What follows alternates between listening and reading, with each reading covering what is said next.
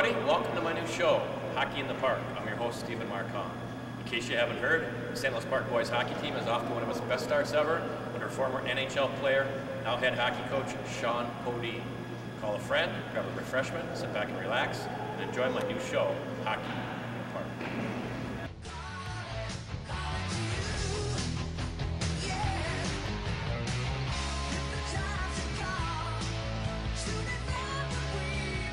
Hello everybody, welcome to Hockey in the Park. I'm your host, Stephen Hahn. I have a super special guest today. One of the best players that St. Louis Park has ever seen, one of the best players to ever put on a St. Louis Park jersey. My guest today is Mr. BJ Byers. Thank you for having me, Steve. Thank you for coming on. Appreciate it. Totally appreciate it. I'm sorry I made you wait. No worries, no worries. Let's talk about, first of all, how did you get involved in playing the sport of hockey? How did that come about? Yeah, well, in terms of when I got started, I'll never forget, went to Aquila. Back in the day, elementary. Okay. That's where I went to. So. Yeah, it was a great school. And growing up, my best buddy, and still today, even Zach Meyer and I were in class. And John Barger, the high school coach at the time, came over the loudspeaker and said, any of you guys or gals that want to come out for hockey and you got a hockey jersey, bring it to school tomorrow and then to the association sign up and you can get free registration. So you were at what? This was kindergarten. Actually, yep. So so North Stars, North Stars had just played in the Cup against the Pittsburgh Penguins and Mario Lemieux and Yager, and Zach and I went with our North Stars jerseys down to the rec center, and the rest is history. And you got a free sign up. Yeah, free sign up, and I don't know. Sorry if that's going to be a tough play in today's economy, but it was pretty cool. Yeah. So okay, so then obviously you just started playing whatever 4th, 5th, 6th grade hockey. Yep. Did you ever play? Obviously, you're younger than me. Did you ever play at the outdoor rink over there at Aquila? Do you remember that outdoor rink? Yeah, outdoor rink at Aquila. Did you know ever where play I there? actually grew up. I grew up on the south side of Highway 7 over by what is now Galaxy Drive-In. Okay, you grew up over there. Yeah, I grew up over there. But then, so for me, playing at Oak Hill Park was huge. Oh, you were at Oak Hill. Got some great games over there. Okay. Then my family moved in 5th grade, and I went from Park South baseball to Park National baseball with the move, and we moved over to the Minnehaha Creek neighborhood closer to Aquila. Okay. So actually, I did grow up more so on the ponds of Minnehaha Creek over on Keesley Pond. Oh, you did the Keasley Pond thing. Pond, yeah. Okay. Everybody comes on the show talks about the Keasley Pond.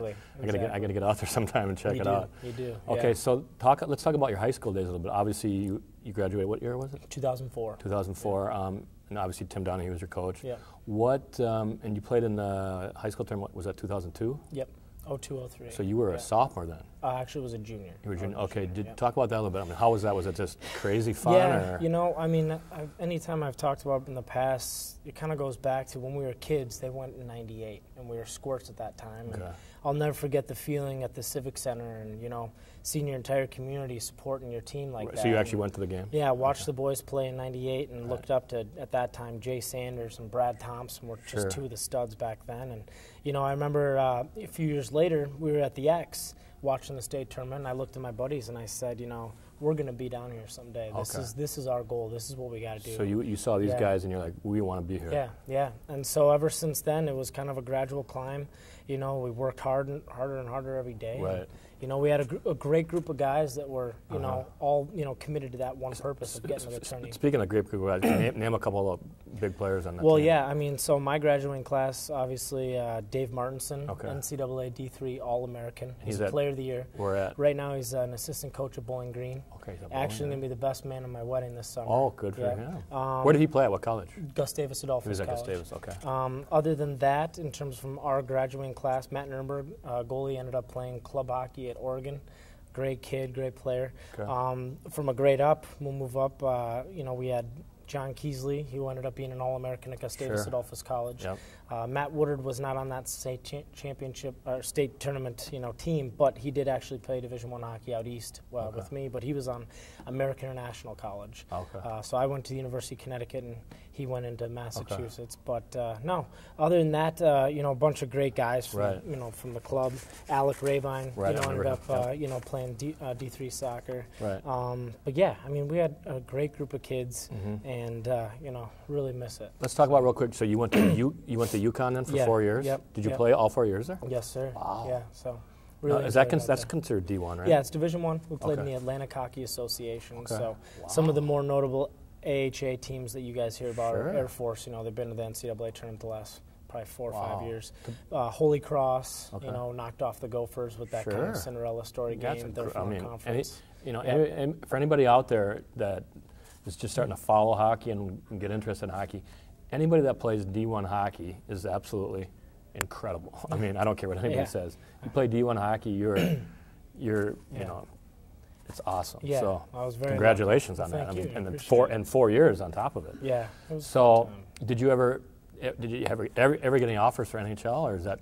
I actually did think about playing pro overseas. That was Okay. always kind of a dream of mine.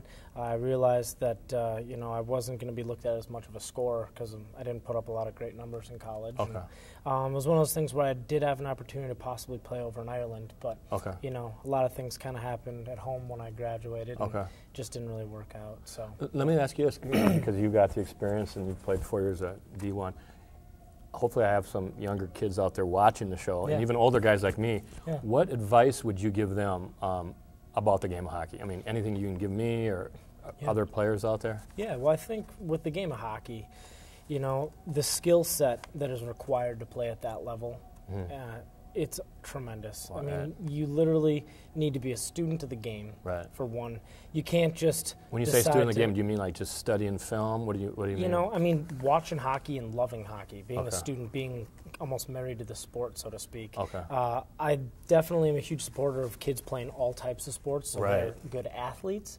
But on top of that, if you want to pursue a career in hockey, once you get to maybe your junior, senior year, You better and you should concentrate have a on good that. idea on that and, Right. what sport you want to go with. Right. You don't have to quit everything else, but make sure you focus on what you're best at. Did you do that? Did you play just hockey? Yeah, actually, I played football, varsity football, my sophomore year. Okay. I played in junior high and stuff. But Andy Ewald can even probably attest that I said to him, right before my junior year, I said, Same I'm not idea. going to be a Division I football player. Right. Why bother? I care way too much about my knees and my health.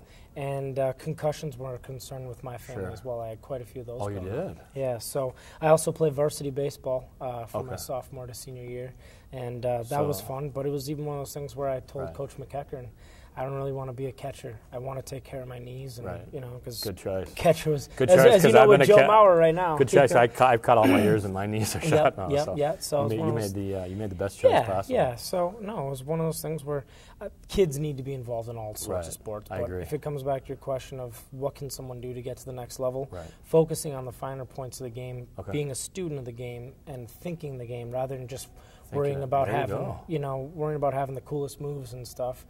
There's That's a great the point. top players literally That's a think great 2-3 steps ahead of everybody. That's Yeah, a so- great point. I never thought Yeah. of that. I played hockey Yeah. my life, never even thought about that. Yeah. Real quick, BJ was in the this past weekend here in Minneapolis. They had the what's it called? Red Crushed Ice. Or Yeah, what's it it was called? the Red Bull Crashed Ice. Red Bull Crashed It was in Ice St. Paul tournament. this last So, weekend.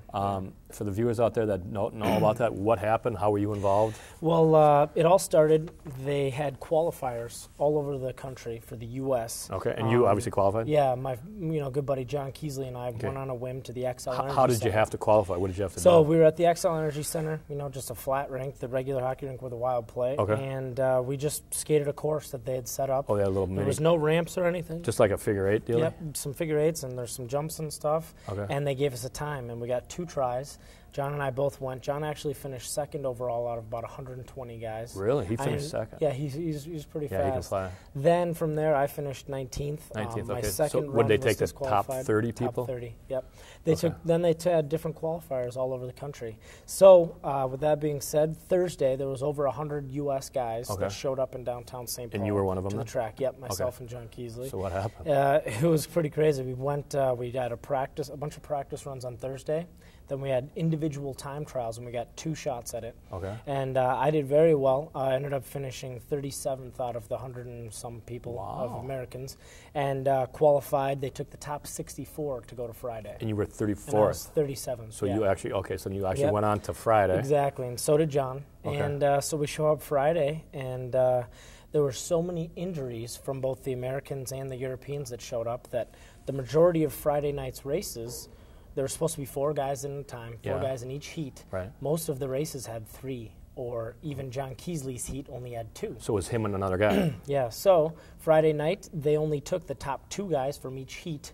So he John Keesley automatically went forward. Advanced. It was pretty cool. But so he didn't even have to go hard Friday. Yeah, he had a nice little Saturday skate. Right. And that was kind of cool. But no, but I ended up going, and I was going against a pretty fast Russian and a former college hockey player also, Adam Gerlach, who's a Hastings guy, played at Mankato State. Okay. Great guy, and I was going for it. I was in 3rd place coming down the stretch, and there's a little double jump that I'm sure anyone who was in attendance can remember that was the result of many broken bones, many concussions, and dislocated shoulders. Wow. The guy who broke his leg in 3 places that was in the newspaper, that's what he broke his leg on. Okay. Well, I was in 3rd, and I knew I needed to make up some time, and I hadn't practiced hitting the jump, but I said I got to go for it.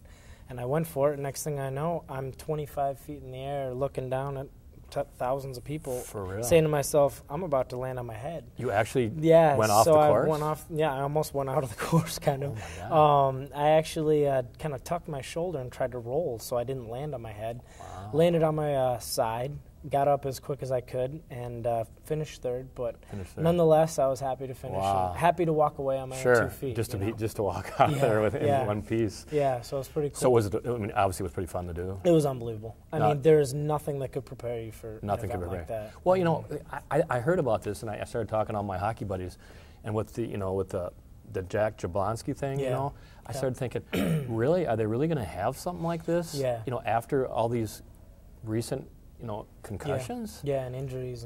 And my friend said, oh, no, they're just going to race down. There's no contact. And Yeah, I said, there was no contact, But, I mean, the broken bones and everything came from the jumps and stuff, Are you going to do it again next year? Yeah, I mean, if it comes to St. Paul, I would definitely consider it. It's just one of those things that I want to know how to take a jump and know how to handle my body in midair. If they have one for senior citizens, I might join you. Yeah. Real quick, also, BJ plays, I know you're involved in bandy, and my buddy Tom, is Tom Howard still doing that thing? Yeah, Tom Howard was at my house the other day. He's a bandy legend. He's a legend in bandy. Real quick, I got these skates. I bought these skates used, and the back of them were kind of coming off, so I just took a scissor and cut them. So now whenever I go in anywhere and get them sharpened, they're like, oh, you're a bandy player. I'm like, no, I'm not a bandy player. I'm a hockey player. But why do you ask? And they go, oh, the bandy players cut off the back. So why do they do that? Explain that. Yeah, well, to be completely honest, it's one of those things. Bandy is a very European sport, and the Europeans, they all have cut their, the backs of their skates off for years. What I think it really is kind of attributed to is speed skating. If you ever, if you've ever seen a speed skate, it's not a hockey skate, but it's a much lower cut boot. Okay. You don't need nearly the Achilles heel protection, which is what that's meant for. When you're speed skating, you don't need that. Yeah, when you're speed skating, and same thing with bandy. There's no contact in There's bandy. no contact in bandy. There's no slashing, hooking, anything like that. Right. So, to be honest, by having the backs of your skates cut off, it's going to provide you a lot more mobility. Mobile. A lot longer stride. Really? And with bandy, we have a lot longer steel on the bottom. Steel on the bottom. It's really flat. So by me cutting this off, the only negative thing is I might catch a puck. It's a safety issue. Safety thing, but I should be able to skate better and faster. A little bit, yeah. I mean, it's not going to instantly increase your speed, but at the same time, but at my age, every little bit helps. It's going to give you a little longer stride. So, okay. Yep. All right. Cool. So real quick, we know you're doing the bandy thing. We know you're doing the Red Bull stuff. Yep. Anything else? Are you playing in men's leagues? Or? Yeah, I play every Wednesday night out at Augsburg College. Okay. I play with an A division out there. Okay. A group of former college guys, great group to skate with. But in terms of the bandy, we're going next week. And you're doing the bandy too? Yeah, we're going to Kazakhstan next week. Really? Yeah, it's for the World Bandy Championships. Wow. I'm heading over there with John Keesley, and cool. we play on Team USA.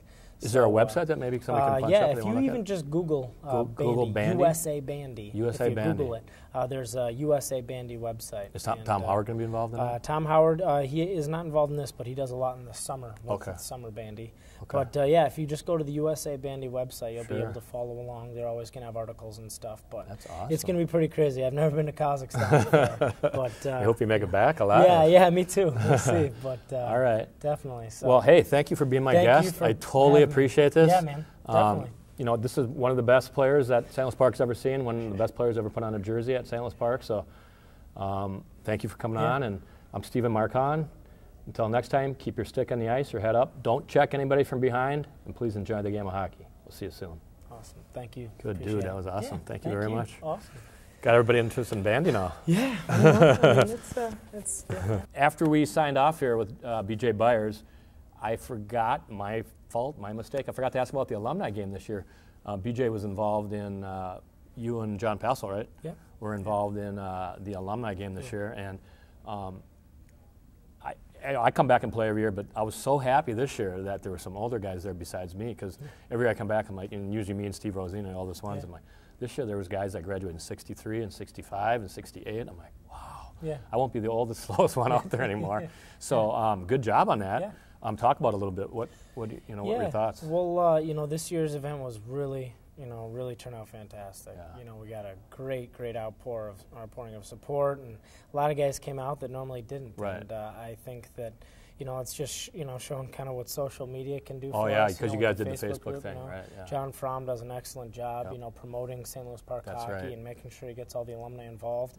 And I think that a lot a lot of guys just want to come check it out and see what the new program's all about. Right, especially with Sean coming in Sean and stuff. Podine, So I think I talked with Sean before. We really kind of organized it and publicized the whole thing, and he said the biggest thing I want to do is make sure that everyone has a good time, that everyone has a chance to kind of mix and mingle. Right. And he wanted to have a big focus of after it's all done, let's go over to Bunny's and let's have a little bit of a social hour. Yep. I think it was fantastic. You did a great there job. were hundreds and hundreds of guys that came out. And Johnny Passel said you made a lot of money. Yeah, we made a lot of money. Jeff I know I bought Passel, some jerseys from yeah, him. So. Exactly. Jeff Passel came out and Jeff did that Passel came silent out. auction. Yep. That was just Jeff Passel fantastic. played too. Yep. So it was a great turnout, and I think that the biggest thing with an alumni game you want to do is make sure that everyone gets enough ice time and that they have fun. The rest will come together. But it was a great event. You guys did a great job. Are you going to do it again next year, you think? Oh yeah, definitely. I mean, it's always the first year that's the toughest, but now we can kind of go off that framework. Right. Build off of it. BJ was nice enough to play in they usually have 4 games. I think you have a really old game, and kind of an old game, and then a little bit younger than a really young game. Exactly. And BJ came out and played. We didn't have quite enough players for the older game, so he came out and played. And I remember you were saying, I'm not going to shoot. I'm not going to shoot. He probably could have scored 55 goals if he wanted to, but he didn't want to show us old guys up. No, not at all. I'm all out there to have a good time. Right. All right. Thanks again, buddy. Appreciate it. Thank you guys for watching Hockey in the Park. We'll see you soon. I'm Stephen Marcon. Take care. Thank you. All right. Awesome. That was great. That was pretty good, man. Yeah. No, you did a great job.